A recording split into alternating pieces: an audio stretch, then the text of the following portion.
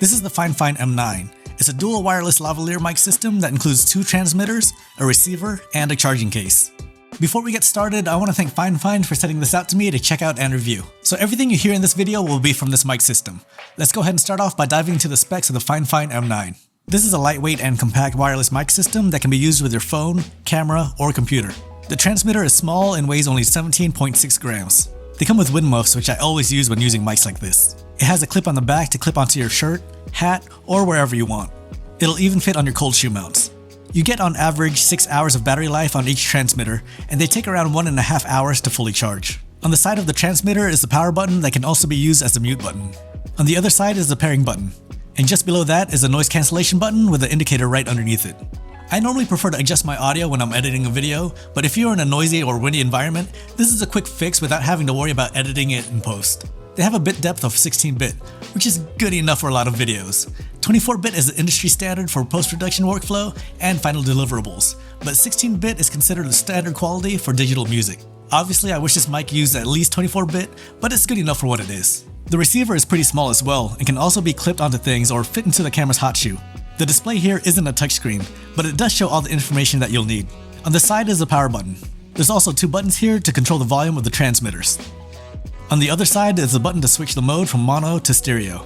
So if you're using both transmitters, you can have them record to both left and right tracks simultaneously, or use one for the left audio and the other for the right. Next to that is the pairing button and then the 3.5mm output.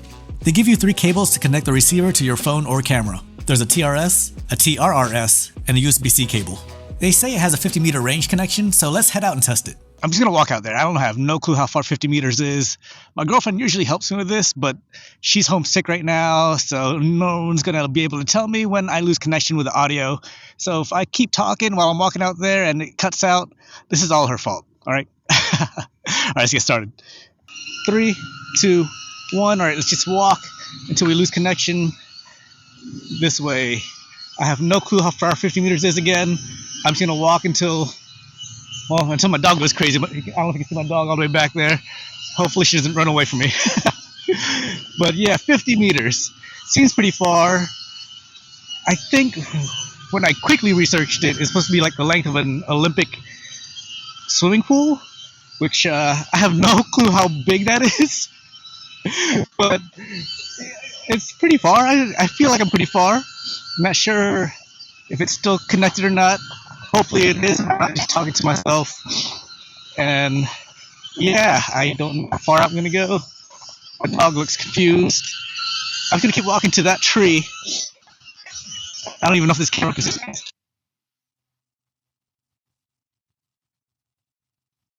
Once again, still don't know how far I am. Oh man, it's a little bit cold out here. My nose is a little bit sniffly. You might be picking up the noise of the drone, so I guess it's a good test for that if you're picking up all this ambient sound. And where's the camera? Oh my god, I'm walking the wrong way. And walking back towards the camera now.